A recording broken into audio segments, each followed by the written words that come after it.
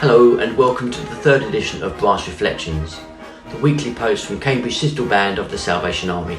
I hope you are enjoying the opportunity to take time out of your week and listen to the wonderful variety of music available to us in the Salvation Army. As we are currently in Holy Week, the music featured in tonight's episode is a deeply emotional Easter meditation which has been chosen for us by one of our bandsmen, Howard. I've also asked Howard to share with us some thoughts around the music to help us all as we once again consider these next few pivotal days in the Christian calendar.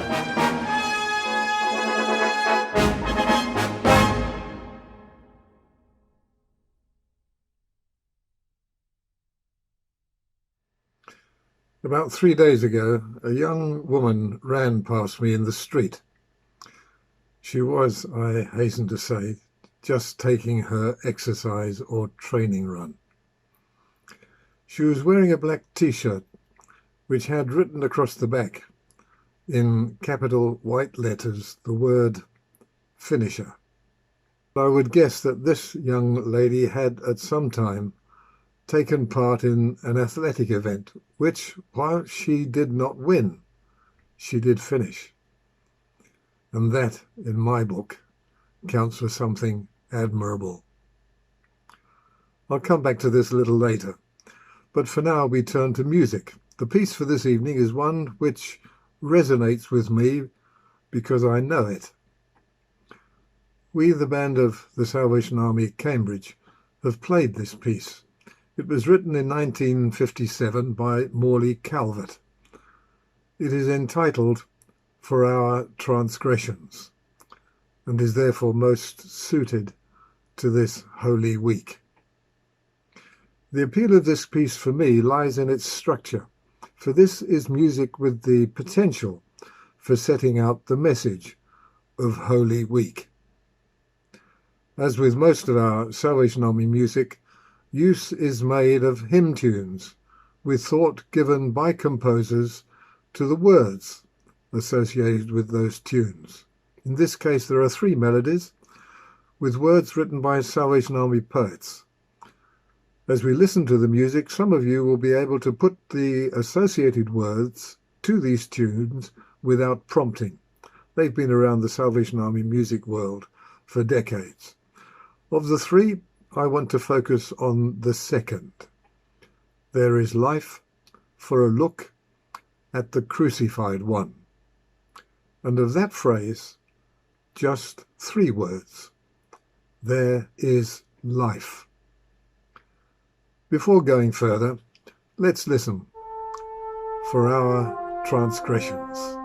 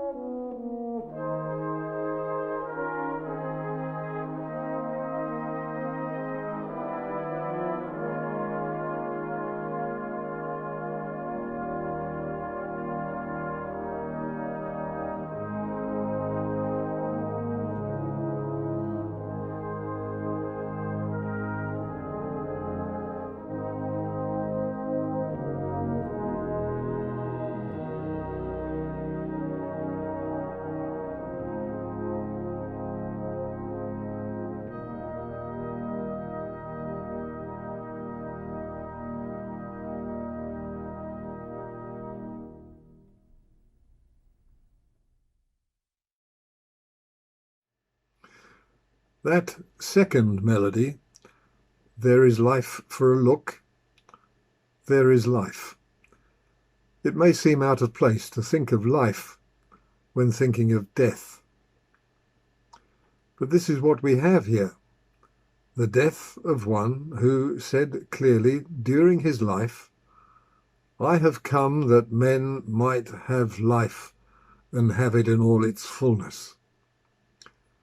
Today, a fairly common retort is sometimes heard and used. "Oh, get a life."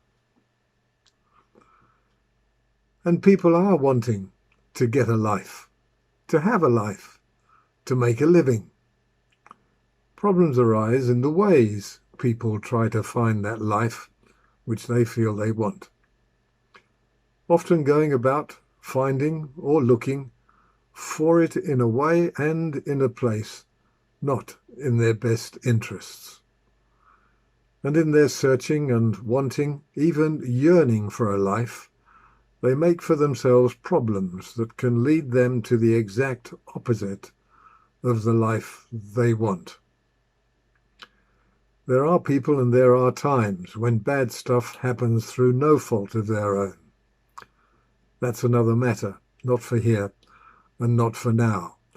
I'm just thinking here of those things we bring upon ourselves, our areas of judgment, our wrongs, our transgressions.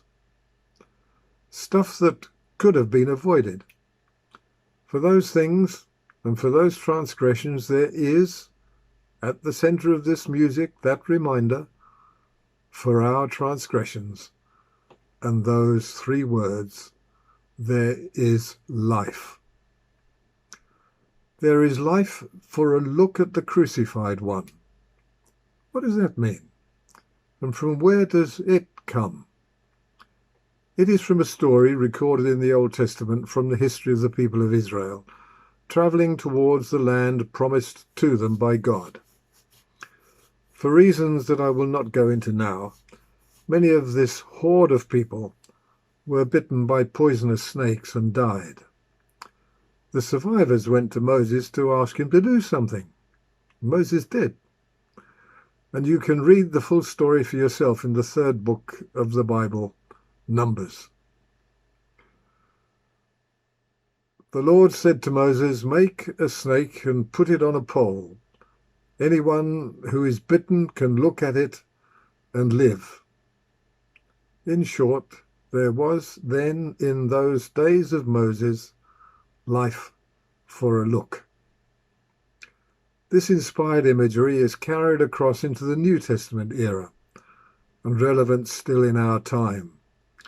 For Jesus said of himself, "Just as Moses lifted up the serpent in the desert, so the Son of Man must be lifted up, that everyone who believes in him may have eternal life."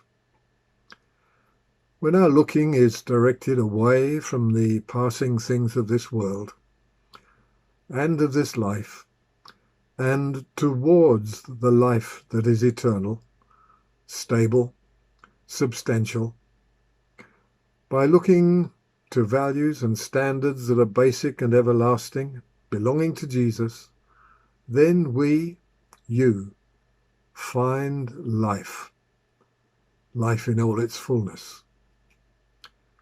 For some of you, you have followed that way of life for many years.